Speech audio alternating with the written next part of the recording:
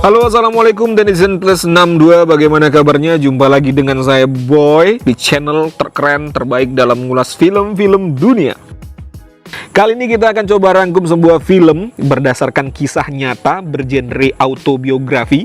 Bagaimana kisah seorang legenda sepak bola yang berasal dari kampung yang tertinggal dan juga pastinya miskin ya, menjadi seorang pemain sepak bola yang besar dan sukses, dan juga dinobatkan sebagai legenda sepak bola dunia. Tidak usah spoiler terlalu lama, pasang handsfree, fokuskan pada videonya, dan siapkan kopi di samping Anda. 3, 2, 1, let's go.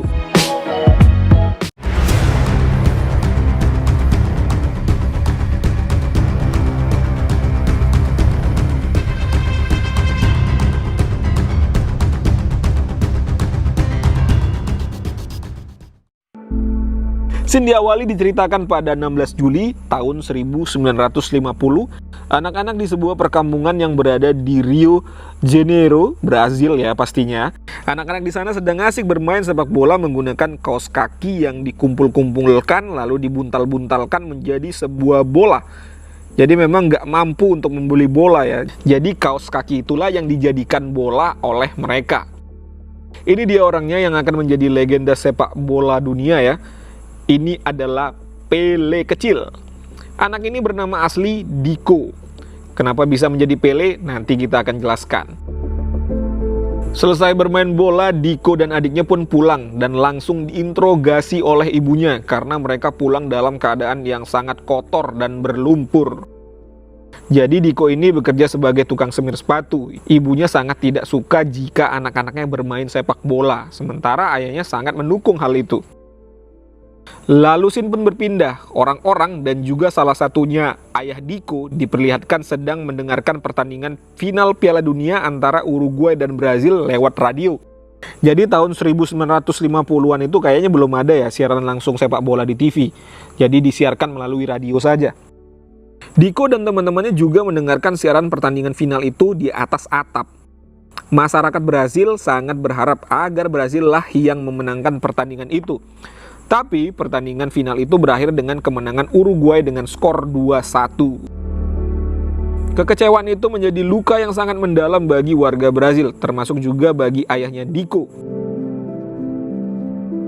Diko mendatangi ayahnya yang sedang kecewa berat atas kekalahan Brazil dan berjanji akan memenangkan Piala Dunia untuk Brazil. Jadi kalau kita bermimpi itu harus tinggi langit ya, contoh nih si Diko. Tapi ya kembali lagi, Diko punya hambatan dari ibunya, yang mana ibunya Diko menginginkan agar dia menjadi seorang yang terpelajar, bukan menjadi pemain sepak bola. Lalu scene berpindah, ibunya Diko bekerja sebagai pembantu rumah tangga. Dia mengajak Diko juga untuk membantunya. Ibunya Diko menceritakan bahwa dulunya ayahnya Diko merupakan seorang pemain sepak bola profesional juga. Tapi suatu momen ayahnya mengalami cedera lutut, dan dia dicampakkan begitu saja tanpa adanya pesangon dan asuransi. Jadi ibaratnya atlet di negara Brazil dulunya kurang dihargai, yang menyebabkan ayahnya Diko sekarang menjadi seorang cleaning service. Maka dari itu, ibunya Diko sangat tidak suka kalau anaknya menjadi pemain sepak bola, karena kerja kerasnya nggak akan dihargai. Kemudian anak si pemilik rumah datang dengan seenaknya masuk ke dalam rumah yang sudah dibersihkan oleh Diko dan ibunya. Anak-anak ini sedang berbicara bahwa klub sepak bola Santos akan merekrut pemain-pemain sepak bola yang berbakat. Kemudian Diko menyela percakapan mereka dengan mengatakan bahwa dia ingin seperti Pele, kipernya klub sepak bola Vasco. Ternyata dia salah sebut, yang dia maksud adalah Bile, bukan Pele. Semenjak kejadian itu, dia pun dipanggil dengan sebutan Pele oleh anak-anak yang kaya itu. Jadi gara-gara salah menyebut nama Bile menjadi Pele, dia diejek ya oleh teman-temannya menjadi Pele. Lalu ibunya meminta maaf kepada mereka dan membawa Diko pergi. Tak lupa Diko mengambil koran yang berisi tentang perekrutan pemain sepak bola untuk klub Santos itu. Kemudian Diko mengajak teman-temannya untuk ikut serta dalam seleksi perekrutan klub sepak bola tersebut. Mereka pun ikut dalam seleksi pertandingan dengan tampilan seadanya tanpa sepatu sepak bola. Itulah dia saking miskinnya. Beli sepatu itu adalah suatu hal yang mewah.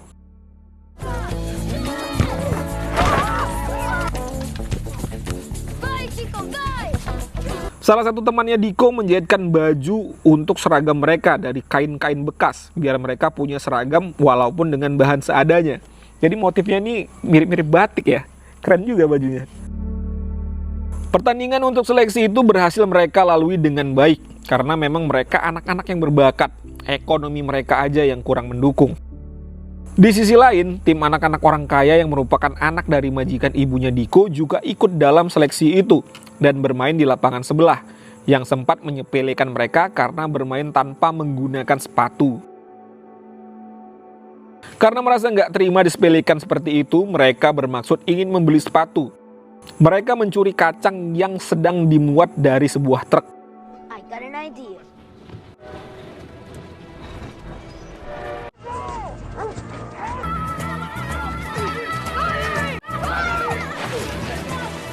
Setelah berhasil mendapatkan kacang itu, mereka pun menjualnya dengan harga murah. Yang penting dapat duit dan bisa beli sepatu bola. Ayahnya Diko mengetahui bahwa anaknya itu sangat ingin bermain sepak bola, walaupun bertentangan dengan kemauan ibunya Diko. Lalu ayah memberi nasihat bahwa pemain terbaik itu datang dari ketidakadilan. Maksudnya ketidakadilan dalam kehidupan ya, karena mereka orang nggak punya. Dan juga jika ingin menjadi pemain sepak bola profesional, kau tidak boleh malu siapa dirimu. Jadi tampil apa adanya saja. Nasihat itu diberikan ayahnya karena ayahnya juga dulunya merupakan pemain sepak bola profesional yang sudah pensiun karena cedera lutut. Setelah mendapatkan uang dari hasil penjualan kacang tersebut, mereka pun membeli sepatu-sepatu bola bekas untuk digunakan dalam seleksi pertandingan masuk klub bola Santos. Pertandingan kali ini disaksikan langsung salah satu petinggi klub sepak bola Santos. Pertandingan ini adalah pertandingan final antara timnya Diko melawan timnya anak majikan ibunya Diko. Timnya anak-anak orang kaya ya.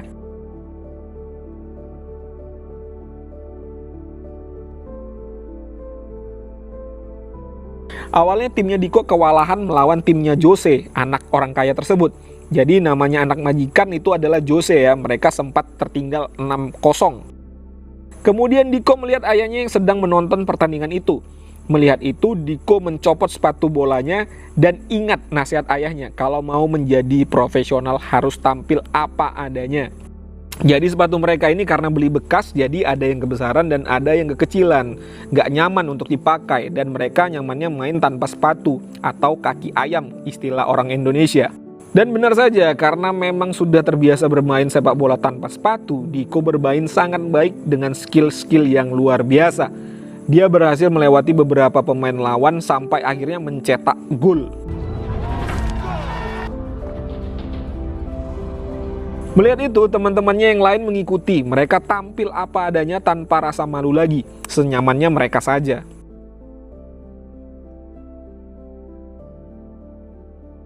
Akhirnya skill asli mereka pun keluar. Mereka sempat mengejar ketinggalan. Akhirnya skor menjadi 6-5. Satu lagi nih biar seri. Biar bisa mempermalukan timnya Jose ya.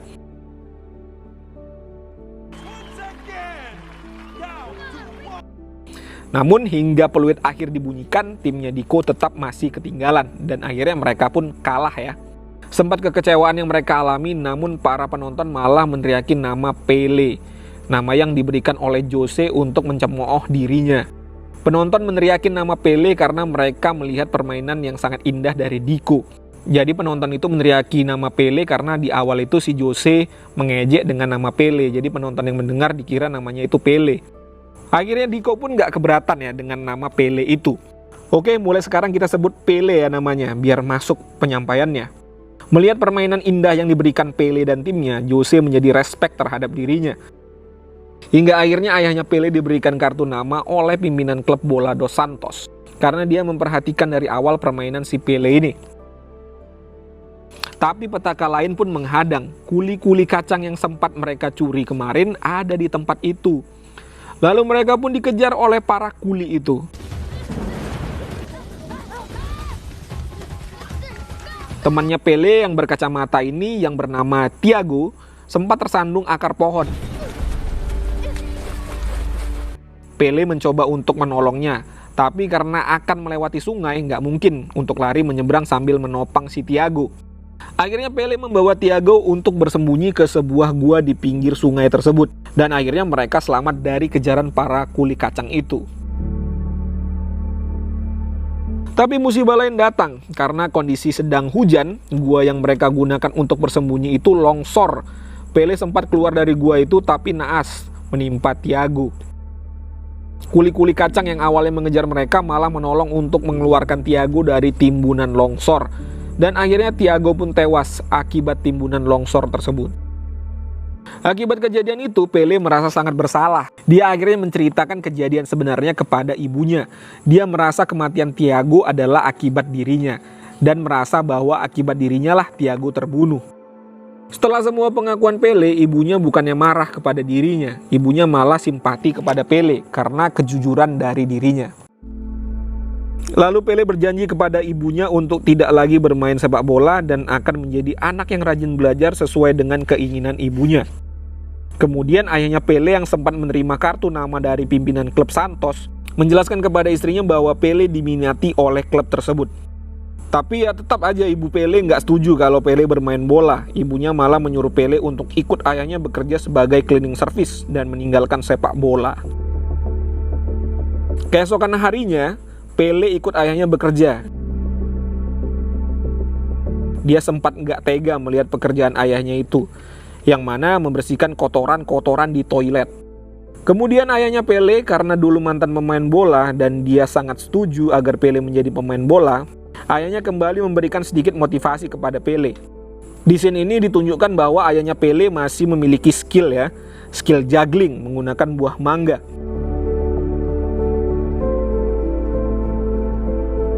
Lalu ayahnya sempat menyuruh Pele untuk mencoba juggling menggunakan mangga itu, tapi Pele menolak karena dia masih depresi temannya meninggal kemarin. Saat pulang ke rumahnya, Pele pun melihat teman-teman timnya sedang bermain bola menggunakan kaos kaki lagi. Tapi tetap saja Pele masih tidak mau bermain sepak bola. Keesokan harinya, Pele kembali ikut ayahnya membersihkan toilet, dan setelah selesai, ayahnya Pele kembali mengajak dia untuk juggling menggunakan mangga lagi. Ayahnya kembali memancing Pele untuk memasukkan mangga ke dalam tong sampah. Melihat ayahnya meleset-meleset terus memasukkan mangga ke dalam tong, akhirnya Pele terpancing. Dia memasukkan mangga tepat ke tong sampah. Tapi ayahnya nggak mau kalah ya, dia memasukkan mangga ke dalam tong sampah yang lebih jauh. Lebih jago ternyata ayahnya ya, tapi pura-pura aja dia. Akhirnya Pele pun mencoba juggling menggunakan buah mangga bersama ayahnya. Awalnya sempat kesusahan karena memang buah mangganya itu lembek dan pecah. Tapi lambat laun Pele berhasil juggling dengan lembut menggunakan buah mangga, hingga akhirnya Pele tumbuh dewasa. Jadi pemerannya diganti ya, yang ini sekarang orangnya. Ibunya Pele akhirnya melihat sesi latihan Pele dan ayahnya, yang tampaknya begitu bahagia. Melihat Pele yang begitu bahagia berlatih sepak bola dengan ayahnya, akhirnya ibunya Pele melunak. Ibunya menghubungi orang yang ada di kartu nama itu. Saat Pele dan ayahnya pulang ke rumah, mereka terkejut melihat pimpinan klub Santos udah ada di rumah mereka. Ternyata yang memanggil orang itu adalah ibunya Pele sendiri. Ibunya Pele perlahan mencoba mendukung passion anaknya ini untuk bermain sepak bola. Akhirnya Pele pun direkrut masuk ke dalam klub sepak bola Santos. Pele berangkat ke sana, ke markasnya Santos ya. Setibanya di sana, Pele mendapat tantangan lain. Berat tantangan Pele ini ternyata. Jadi ini bisa menjadi pelajaran ya buat kita semua. Sukses itu nggak semudah membalikkan telapak tangan. Di klub Santos ini punya pelatih yang nggak suka pemainnya bermain dengan gaya primitif. Primitif yang dimaksud adalah bermain dengan gaya kampung. Cara menggocek bola, juggling, dia nggak suka ya. Dia maunya permainan harus bermain oper-operan ala pemain Eropa. Jadi nggak ada skill individu. Tapi karena Pele berasal dari rekomendasi pimpinan klub Santos, Pele tetap masuk ke dalam klub tersebut. Pele ditempatkan di bagian yang termuda, jadi kayak lapis ketiga gitu ya. Kembali lagi pelatihnya protes kepada Pele karena dia menganggap Pele itu bermain secara primitif. Bahkan pelatihnya sempat memperlihatkan kepada dirinya gaya permainan timnas Hungaria yang mana mengedepankan operan-operan cepat. Dengan tekanan seperti itu, Pele nggak bisa menjadi dirinya sendiri. Dia selalu gagal dalam setiap sesi latihan dan nggak pernah mencetak gol sama sekali. Hingga akhirnya dia memutuskan untuk pulang dan keluar dari klub Santos. Hal ini diketahui oleh si pemilik klub, yang mana atas rekomendasi dialah Pele masuk ke klub ini. Saat tiba di stasiun kereta Tanah Abang, bukan ya, ini stasiun di Brazil sana lah maksudnya ya. Pele didatangi oleh si pemilik klub Santos. Pele menjelaskan kepada orang ini bahwa pelatihnya nggak menyukai gaya bermain bolanya. Dia dianggap primitif. Si pemilik klub Santos ini bercerita sedikit tentang asal mula gaya permainan sepak bola yang umumnya digunakan oleh warga Brazil. Pada abad ke-16, penjajah Portugis membawa budak begitu banyak dari Afrika masuk ke Brazil. Dan salah seorang budak Afrika itu adalah penemu seni bela diri capoeira yang bernama Ginga. Lewat bela diri capoeira si Ginga ini, masyarakat Brazil mengembangkannya ke dalam permainan sepak bola, yang mana seperti gaya mainnya Pele ini ya. Pada tahun 1950, teknik permainan bola Ginga ini berhasil dikalahkan oleh Uruguay lewat teknik operan-operan cepat ala Eropa. Yang membuat pelatih Santos yang sekarang ingin berubah gaya permainan bola warga Brazil dan menghapuskan teknik bermain Ginga. Kalau kita lebih mengenalnya dengan permainan samba ya, atau tim samba. Jadi orang ini meyakinkan Pele jika dia harus bisa membawa kembali kejayaan teknik sepak bola Ginga seperti yang telah diwariskan secara nggak langsung kepadanya. Tapi itu semua kembali lagi kepada dirinya. Jika tetap mau pulang, orang ini nggak akan menahan Pele. Akhirnya Pele kembali lagi ke klub Santos itu. Latihan pun terjadi. Pele masih saja belum menemukan jati dirinya dalam bermain, karena dalam tekanan pelatih ya. Hingga akhirnya dia berhasil menemukan kepercayaan dirinya untuk tetap bermain dengan teknik Ginga, karena teringat dengan latihan-latihan yang menggunakan buah mangga bersama ayahnya. Kemudian Pele menunjukkan skill individu yang luar biasa. Dia berhasil melewati beberapa pemain lawan, tapi tetap saja pelatihnya menyuruh Pele untuk mengoper. Hingga akhirnya Pele berhasil membuat gol yang seperti ini. Ciamik kan? Karena skill individunya seperti itu, pelatihnya langsung memanggil Pele. Tapi akhirnya pelatihnya menyetujui gaya bermain Pele seperti tadi. Mungkin dilihatnya memang mantap ya skill individu dari si Pele ini. Berkat dukungan pelatih tersebut, Pele semakin menggila lagi. Dia berhasil mencetak 4 gol, yang mana sebelumnya dia nggak berhasil mencetak 1 gol pun. Hingga akhirnya Pele terpilih untuk masuk ke dalam tim utama klub Santos. Pertandingan demi pertandingan pun dilewati Pele dengan baik, bahkan namanya menjadi trending topik bahan pembicaraan dengan sebutan gaya bermain sihir. Seluruh pertandingan Pele di klub Santos selalu didengarkan oleh ayahnya lewat radio bersama orang sekampung. Hingga akhirnya Pele mengirimkan sebuah kompor buat ibunya. Jadi gaji pertamanya Pele dia belikan kompor untuk ibunya ya. Gimana? Cukup mengharukan belum? Belum ya, nanti lagi kita lanjutkan. Lalu saat pengumuman pemain bola yang akan masuk timnas Brazil pun tiba. Nama Pele terpilih menjadi salah satu pemain termuda, masih 16 tahun ya. Lalu Pele bertemu dengan teman-temannya di timnas senior Brazil dan saling berkenalan. Tapi Pele mendapat tantangan lain. Di posisi striker dia mendapat pesaing. Ini orangnya. Masih ingat ini? Ya, ini adalah Jose, anak majikannya yang memberi dia gelar Pele. Si Jose ini menjanjikan kepada pers akan bermain dengan gaya Italia yang modern karena dia memang keturunan orang Italia. Jadi bukan gaya primitif kayak si Pele katanya ya. Pelatihnya Pele di timnas berkata kepada dirinya mungkin Pele sukses di klub Santos dengan gaya bermain Ginga, tapi tidak untuk timnas. Jadi gaya bermain Pele kembali mendapat tantangan oleh pelatihnya di timnas. Dan akhirnya Pele menjadi pemain cadangannya Jose karena pelatihnya mau pemainnya bermain ala Eropa, bukan teknik Ginga yang primitif. Pada saat sesi latihan, Pele mencoba untuk membangkitkan rasa kepercayaan dirinya untuk tetap bermain ala Ginga.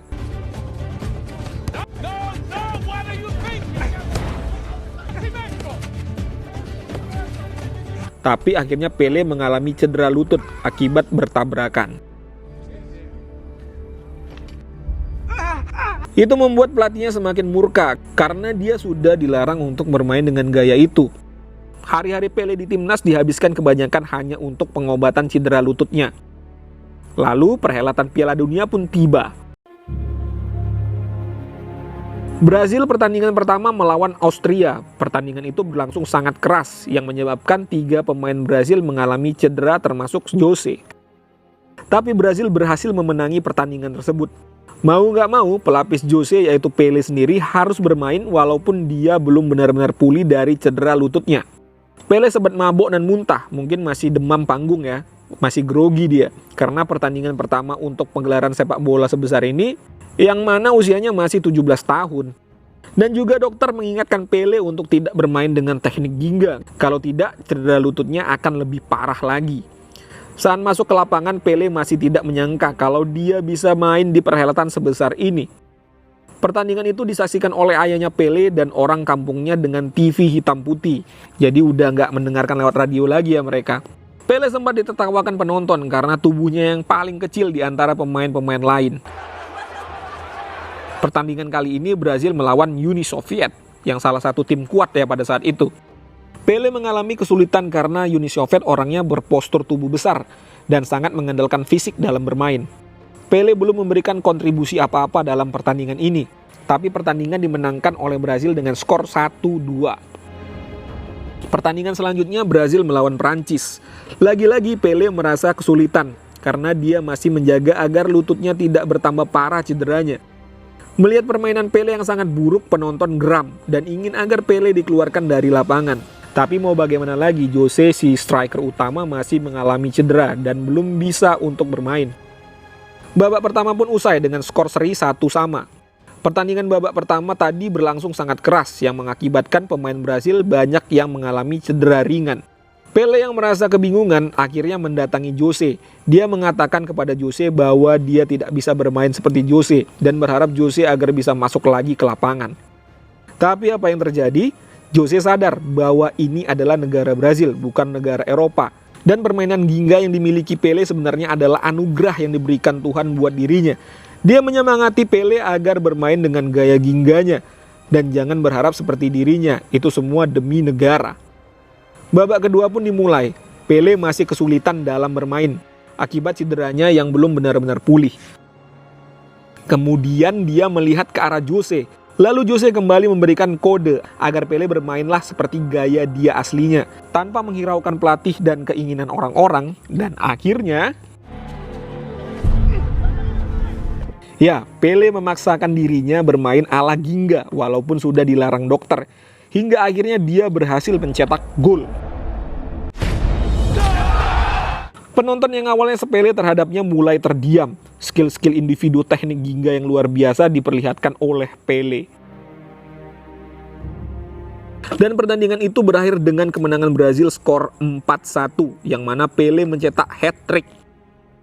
Di pertandingan final, Brazil bertemu dengan Swedia. Pelatihnya sempat mengubah-ubah strategi untuk berhadapan dengan Swedia, yang menyebabkan akhirnya dia juga bingung dengan teknik yang dia terapkan sendiri. Jadi pelatihnya ini parno sendiri karena melihat strategi Swedia yang begitu dahsyat, bisa merubah-rubah formasi dengan cepat. Hingga akhirnya pelatihnya sadar bahwa mereka adalah Brazil, bukan Swedia. Jadi pelatihnya memberi arahan kepada para pemain agar bermain dengan gaya Brazil. Tanpa peduli menang atau kalah, pelatihnya menginstruksikan tunjukkanlah permainan yang indah kepada mereka. Akhirnya final pun tiba, yang mana Swedia sendiri merupakan tuan rumah dalam perhelatan kali ini. Swedia sempat mendapat beberapa peluang, tapi keberuntungan masih memihak kepada Brazil.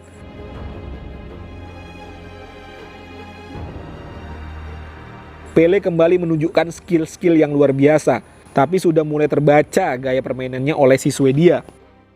Hingga akhirnya Swedia berhasil unggul duluan, skor 1-0 untuk Swedia. Kembali lagi pertandingan itu disaksikan oleh ayahnya Pele dan pastinya orang sekampung. Pemain Brazil mulai mengalami frustasi akibat ketinggalan duluan. Tiba-tiba, Pele melihat seolah-olah ayahnya sedang menonton pertandingan itu langsung di tribun penonton. Akhirnya dia kembali menunjukkan skill-skill yang luar biasa.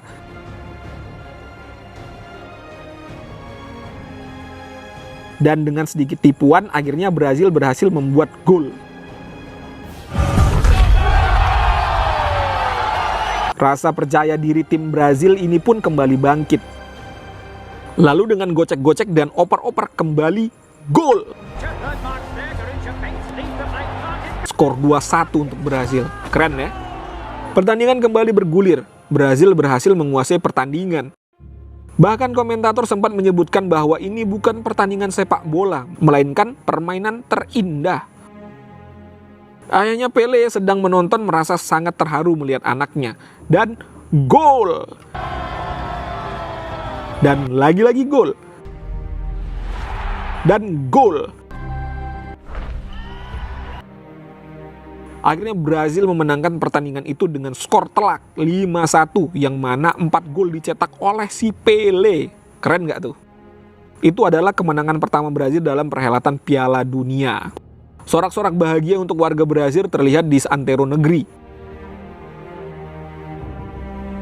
Semenjak saat itu, nama Pele menjadi dikenal seluruh dunia. Bahkan Presiden Brazil sempat menyebutkan bahwa Pele adalah harta karun dari Brazil. Dengan usia 17 tahun, dia merupakan pemain termuda yang pernah bermain di Piala Dunia dan berhasil juara. Pele dan Brazil juga berhasil memenangkan Piala Dunia pada tahun 1960 dan juga 1972. Dan dia sampai sekarang adalah satu-satunya pemain yang berhasil memenangkan Piala Dunia sebanyak 3 kali. Dan berhasil mengumpulkan total jumlah gol terbanyak 1283, yang mana saat ini masih kontroversial. Ada yang menyebut segitu, ada yang menyebut kurang dari segitu ya. Ya seperti kalian ketahui sendiri ya, menurut FIFA, rekor golnya Pele ini sudah dilampaui oleh Cristiano Ronaldo. Film pun akhirnya mamat. Kalau kalian menonton sendiri film ini memang sangat seru ya. Berhasil menggugah emosi dan gairah. Hikmah yang bisa kita ambil dari film ini adalah bahwa kesuksesan itu tidaklah mudah. Akan banyak jurang-jurang yang menghadang. So, teruslah semangat dan tingkatkan rasa percaya diri pada diri sendiri. Dan satu yang paling saya ingat dari film ini adalah pesan ayahnya Pele kepada dirinya, yaitu kesuksesan itu berasal dari ketidakadilan. Jadi kalau saat ini kalian merasa tidak adil dengan lingkungan-lingkungan sekitar, bersabarlah. Dan juga jangan lupa, doa orang tua itu adalah segalanya ya. Tanpa doa dan restu orang tuanya, tidak mungkin Pele bisa sesukses sampai dengan saat ini. Jadi kalian tidak boleh durhaka. Sekian dulu alur cerita film Pele. Like kalau kalian suka, tekan tombol subscribe-nya dan juga loncengnya. Jangan di dislike lah, capek ini buatnya ya. Kalian jangan tega kali kalau kalian dislike ini ya. Hah? Hei, bercanda, terserah kalian lah ya. Kalau kalian suka ya silakan di like, kalau nggak suka ya di dislike aja, nggak apa-apa ya. Aku Boy, jumpa lagi di video-video selanjutnya. Assalamualaikum warahmatullahi wabarakatuh. Semoga tetap sehat.